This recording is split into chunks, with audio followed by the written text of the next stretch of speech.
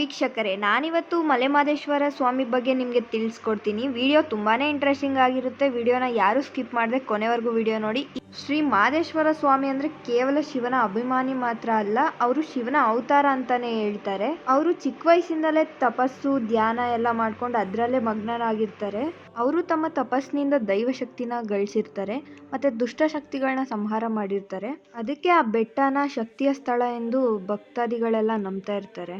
ಇದು ಚಾಮರಾಜನಗರ ಜಿಲ್ಲೆಯಲ್ಲಿರೋ ಮಲೆಮಹದೇಶ್ವರ ಬೆಟ್ಟ. ಕರುನಾಡಿನ ಹೆಮ್ಮೆ ಆಧ್ಯಾತ್ಮಿಕ ಕ್ಷೇತ್ರ ಅಂತಾನೆ ಪ್ರಸಿದ್ಧ ಆಗಿದೆ ಇದು.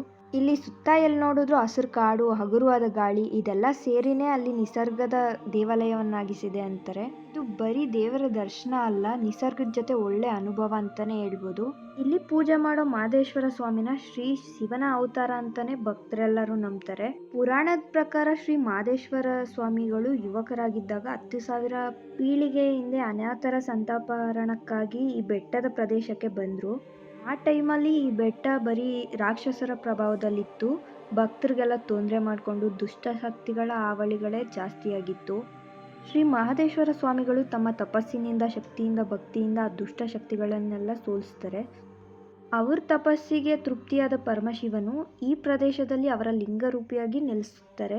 ನಾವು ಬೆಳಗಿನ ಜಾವನೇ ಮಹದೇಶ್ವರ ಬೆಟ್ಟಕ್ಕೆ ಹೋದ್ರೆ ಆ ಲಿಂಗನ ದರ್ಶನ ಕೊಡ್ತಾರೆ. ಒಂದು 4 ಗಂಟೆ ಆ ಟೈಮಲ್ಲಿ ಲಿಂಗ ದರ್ಶನನೇ ಅಂತೆ ಬಿಡ್ತಾರೆ. ಒಂದು 10 ನಿಮಿಷ ಮಾತ್ರ ಬಿಡ್ತಾರೆ. ಅಲ್ಲಿ ನಾವು ಆ ಟೈಮಲ್ಲಿ ಹೋದ್ರೆ ಮಾತ್ರ ಆ ಲಿಂಗ ದರ್ಶನ ಮಾಡೋಕ್ಕಾಗುತ್ತೆ.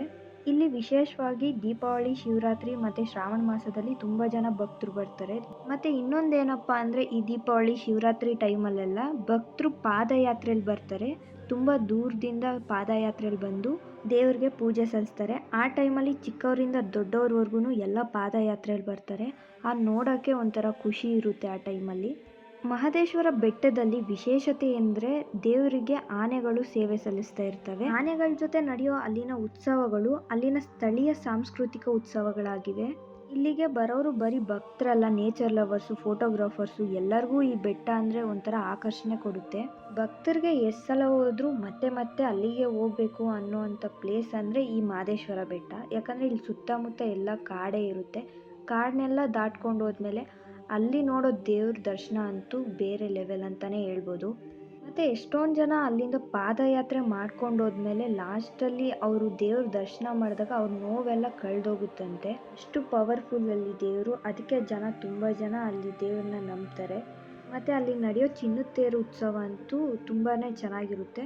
ಯಾರಾದರೂ ಹರಕೆ ಮಾಡ್ಕೊಂಡಿರೋರು ಆ ಥರ ಚಿನ್ನದ ತೇರು, ಬೆಳ್ಳಿ ತೇರು ಅಂತ ತುಂಬ ತೇರುಗಳನ್ನ ಎಳಿಸ್ಬೋದು. ಅಲ್ಲಿಗೆ ಬಂದು ನೀವು ಭಕ್ತಿಯಿಂದ ಪೂಜೆ ಮಾಡಿಸ್ಬೋದು, ಅಥವಾ ಅಲ್ಲಿ ಕೂತ್ಕೊಂಡು ಪ್ರಕೃತಿನ ನೋಡಿಕೊಂಡು ಶುದ್ಧ ಗಾಳಿ ತಗೊಂಡು ತುಂಬಾ ಎಂಜಾಯ್ ಮಾಡ್ಬೋದು. ಪರಿಸರ ಪ್ರೇಮಿಗಳಿಗಂತೂ ಇಲ್ಲಿ ಪ್ಲೇಸ್ ತುಂಬ ಇಷ್ಟ ಆಗುತ್ತೆ. ಆ ಜಾಗಕ್ಕೆ ಹೋದಾಗ ಮನಸ್ಸಿಗೆ ಒಳ್ಳೆ ಶಾಂತಿ ಸಿಗುತ್ತೆ. ಒಳಗಡೆ ದೇವ್ರನ್ನ ನೋಡಿಕೊಂಡು ಹೊರಗಡೆ ಬಂದು ಪ್ರಕೃತಿನ ಸವಿತಾ ಕೂತ್ಕೊಂಡು ಒಳ್ಳೆ ನೆಮ್ಮದಿ ಸಿಗೋ ಜಾಗ ಅಂತಲೇ ಹೇಳ್ಬೋದು ಮಹದೇಶ್ವರ ಬೆಟ್ಟ. ನಿಮಗೆ ಜೀವನದಲ್ಲಿ ಶಕ್ತಿ ಬೇಕಾದಾಗ, ಭಕ್ತಿ ಬೇಕಾದಾಗ ಅಥವಾ ಶಾಂತಿ ಬೇಕಾದಾಗ ಈ ಮಲೆಮಹದೇಶ್ವರ ಬೆಟ್ಟ ನಿಮಗೆ ಒಂಥರ ನೆಮ್ಮದಿ ಕೊಡುತ್ತೆ. ಇದು ಬರೀ ಒಂದು ಪ್ಲೇಸ್ ಅಲ್ಲ, ಇದು ಎಷ್ಟೊಂದು ಜನರ ನಂಬಿಕೆ, ಭಾವನೆ ಮತ್ತು ಇದು ಶ್ರದ್ಧೆ ಇರೋ ಬೆಟ್ಟ. ಇದು ಶಿವನ ದೇವಸ್ಥಾನ. ನೀವು ಯಾವತ್ತಾದರೂ ಇಂಥ ಸುಂದರವಾದ ಪವಿತ್ರ ತಾಣ ಅಂದರೆ ಮಲೆಮಹದೇಶ್ವರ ಬೆಟ್ಟಕ್ಕೆ ಹೋಗಿದ್ರಾ? ಅಲ್ಲಿನ ಅನುಭವ ಏನು ಅಂತ ನೀವು ಕಮೆಂಟ್ ಸೆಕ್ಷನಲ್ಲಿ ತಿಳಿಸಿ ನನಗೆ.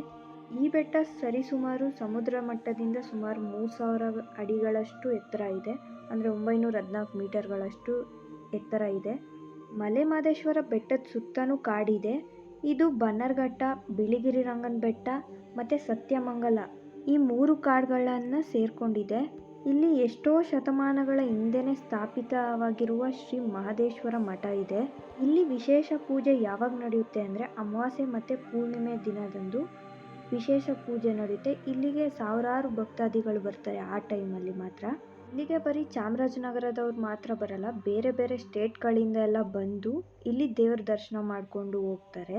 ಅಷ್ಟು ಪವರ್ಫುಲ್ ಇದೆ ದೇವರು ಅಂತ ನಂಬ್ತಾರೆ. ಮತ್ತು ಇನ್ನೊಂದು ಇಲ್ಲೆಲ್ಲರಿಗೂ ಇಷ್ಟ ಆಗೋದಂದರೆ ನಾಗಮಲೆ. ಇದು 12 ಕಿಲೋಮೀಟರ್ ಅಷ್ಟು ನಡ್ಕೊಂಡೋಗಿ ಕಾಡುಗಳ ಮಧ್ಯೆ ಜೀಪ್ ಡ್ರೈವ್ ಮಾಡಿ ಅಲ್ಲಿಂದ ನಡ್ಕೊಂಡೋಗಿ ದೇವ್ರ ದರ್ಶನ ಮಾಡೋದೇ ತುಂಬ ಅದ್ಭುತವಾಗಿರೋ ವಿಷಯ. ಅಂದರೆ ನಿಮಗೆ ಇದ್ರ ಬಗ್ಗೆ ಏನಾದರೂ ಫುಲ್ ವಿಡಿಯೋ ಬೇಕಂದರೆ ಕಮೆಂಟ್ ಸೆಕ್ಷನಲ್ಲಿ ಫುಲ್ ವಿಡಿಯೋ ಅಂತ ಕಮೆಂಟ್ ಮಾಡಿ, ನಾನು ಇದ್ರ ಬಗ್ಗೆ ಫುಲ್ ವಿಡಿಯೋ ತಿಳಿಸೋಕ್ಕೆ ಟ್ರೈ ಮಾಡ್ತೀನಿ. ಮತ್ತು ಈ ಕಾಡುಗಳಲ್ಲಿ ಹುಲಿಗಳು, ವೈಲ್ಡ್ ಡಾಗ್ಸು, ಆನೆಗಳು, ಹಿರಣ್ಯಗಳು ಸೇರಿದಂತೆ ನಾನಾ ಪ್ರಾಣಿಗಳು ತುಂಬ ಇದೆ. ಅಲ್ಲಿ ಎಲ್ಲ ಫಾರೆಸ್ಟ್ ಆಫೀಸರ್ಸೇ ಮೇಂಟೈನ್ ಮಾಡ್ತಾ ಇರ್ತಾರೆ. ಈಗ ಜನರು ನೋಡೋಕ್ಕೆ ಸಫಾರಿ ಅಂತಲೂ ಮಾಡಿದ್ದಾರೆ. ಈಗ ಜನರೆಲ್ಲ ಹೋದರೆ ಸಫಾರಿನೂ ನೋಡ್ಕೊಂಡು ಬರ್ಬೋದು. ಜಾಸ್ತಿ ಜನ ಬರೋ ಟೈಮ್ ಅಂದರೆ ಅಕ್ಟೋಬರಿಂದ ಫೆಬ್ರವರಿವರೆಗೂ ತುಂಬ ಅಂದರೆ ತುಂಬ ಜನ ಬರ್ತಾರೆ ಆ ಟೈಮಲ್ಲಿ. ಇಲ್ಲಿಗೆ ಸುಮಾರು ಎಲ್ಲ ಕಡೆಯಿಂದನೂ ಬಸ್ಸಸ್ ಅವೈಲೇಬಲ್ ಇದೆ. ಮೈಸೂರು, ಚಾಮರಾಜನಗರ, ಕೋಲಾರ, ಬೆಂಗಳೂರು, ಇನ್ನು ತುಂಬ ಕಡೆಯಿಂದನೂ ಬಸ್ಸಸ್ ಅವೈಲೇಬಲ್ ಇದೆ. ಮತ್ತು ದೇವಸ್ಥಾನಕ್ಕೆ ಬಂದು ಉಳ್ಕೊಳ್ಳೋಕ್ಕೆ ಅಲ್ಲೇ ಧರ್ಮಶಾಲೆ ಮಾಡಿದ್ದಾರೆ, ಲಾಡ್ಜ್ ಇದೆ, ಮತ್ತು ಅರಣ್ಯ ಇಲಾಖೆಯವರ ಅತಿಥಿ ಗೃಹಗಳನ್ನು ಕೊಡ್ತಾರೆ, ಮತ್ತು ತುಂಬ ರೂಮ್ಸ್ ಕೂಡ ಇದೆ. ಈ ಮಲೆಮಹದೇಶ್ವರ ದೇವಸ್ಥಾನ ಸುಮಾರು 600-700 ವರ್ಷಗಳ ಹಿಂದೆನೆ ಕಟ್ಟಿದ್ದಾರೆ. ದೇವಸ್ಥಾನ ಸುಮಾರು ಕಲ್ಲಿಂದನೇ ಕಟ್ಟಿದ್ದಾರೆ. ಮತ್ತು ಅಲ್ಲಿ ಇನ್ನೊಂದು ನಂದಿ ಮಂಟಪನೂ ಇದೆ. ಅಲ್ಲಿ ಪ್ರತಿದಿನ ಊಟ ಅಂತೂ ಇದ್ದೇ ಇರುತ್ತೆ, ಪ್ರಸಾದ ಕೊಡ್ತಾ ಇರ್ತಾರೆ. ಊಟಕ್ಕೆ ಅಂತಾನೆ ಟೈಮಿಂಗ್ಸ್ ಇಟ್ಟಿರ್ತಾರೆ, ಆ ಟೈಮಲ್ಲಿ ಊಟ ಕೊಡ್ತಾರೆ. ಮತ್ತು ಇತ್ತೀಚೆಗೆ 108 ಅಡಿದು ಮಹದೇಶ್ವರ ಸ್ವಾಮಿಯ ವಿಗ್ರಹನೂ ಕಟ್ಟಿದ್ದಾರೆ. ಹುಲಿ ಮೇಲೆ ಮಹದೇಶ್ವರ ಸ್ವಾಮಿ ಕೂತಿರೋ ಹಂಗೆ ವಿಗ್ರಹ ಕಟ್ಟಿದ್ದಾರೆ. ತುಂಬಾನೇ ಚೆನ್ನಾಗಿ ಕಾಣಿಸುತ್ತೆ ಅದು. ಈ ವಿಡಿಯೋ ಇಷ್ಟ ಆದರೆ ಒಂದು ಲೈಕ್ ಮಾಡಿ. ಇನ್ನಷ್ಟು ವೀಡಿಯೋಸ್ಗಳನ್ನ ಮಾಡ್ತೀನಿ. ವೀಡಿಯೋಸ್ಗಳನ್ನ ನಿಮಗೆ ಫಸ್ಟ್ ಬರಬೇಕಂದ್ರೆ ನಾನು ಯೂಟ್ಯೂಬ್ ಚಾನಲ್ನ ಸಬ್ಸ್ಕ್ರೈಬ್ ಮಾಡಿಕೊಂಡು ಬೆಲ್ ಐಕಾನ್ನ ಕ್ಲಿಕ್ ಮಾಡಿದ್ರೆ ನಿಮಗೆ ಫಸ್ಟ್ ವಿಡಿಯೋ ಬರುತ್ತೆ.